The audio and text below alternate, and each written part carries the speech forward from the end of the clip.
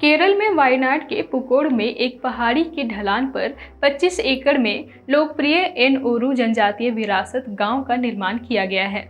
इसके निर्माण का उद्देश्य आदिवासियों को उनके विविध पारंपरिक ज्ञान और विरासत को प्रदर्शित करने के लिए एक मंच दिया जाना था और इससे उनकी आजीविका को बढ़ाने के इरादे से खोला गया था। यह क्षेत्र प्रतिदिन औसत 3000 लोगों को आकर्षित करके केंद्र पहाड़ी जिले के प्रमुख स्थलों में से एक बन गया। लेकिन एनओरू गांव आदिवासी युवाओं की मदद नहीं कर रहा है, जिन्होंने अपनी आजीविका में सुधार के लिए उच्च शिक्षा हासिल की है। कारण यह है कि परियोजना के सभी महत्वपूर्ण पद गैर आदिवासी समुदायों के लिए आरक्षित है। केंद्र के शुभारंभ के बाद से सीईओ पद गैर आदिवासी समुदाय के एक व्यक्ति द्वारा आयोजित किया जा रहा है।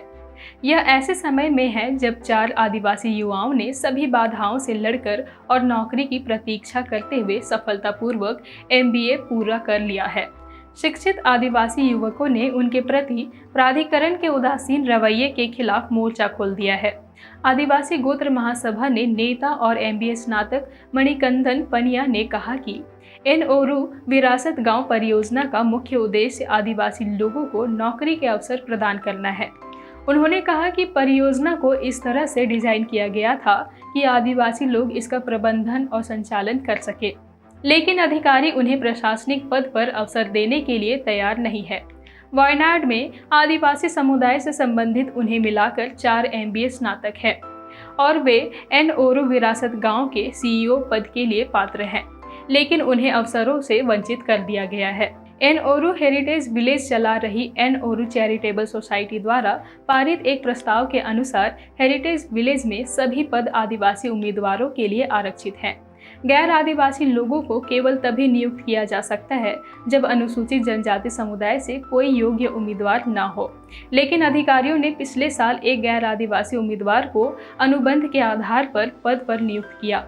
अब वे अनुबंध कर्मचारी की सेवा को नियमित करने की कोशिश कर रहे हैं। अधिकारियों को निर्णय से पीछे हटना चाहिए और पद के लिए एक योग्य आदिवासी उम्मीदवार को नियुक्त करने के लिए तैयार रहना चाहिए। मणिकंदन ने आगे कहा कि वर्तमान CEO की अनुबंध अवधि 14 अप्रैल को समाप्त हो गई थी, लेकिन वह अभी भी सभी मानदंडों का उल्लंघन करते हुए पद पर बने हुए हैं। उन्होंने कहा कि CEO के जनजातीय विरोधी दृष्टिकोण के कारण कई आदिवासी पहले ही एनओरू छोड़ चुके हैं। शिक्षित आदिवासी युवाओं का एक मंच आदि शक्ति समर स्कूल भी नियुक्तियों को लेकर एनओरू चैरिटेबल सोसाइटी के खिलाफ शिकायतें लेकर आया है।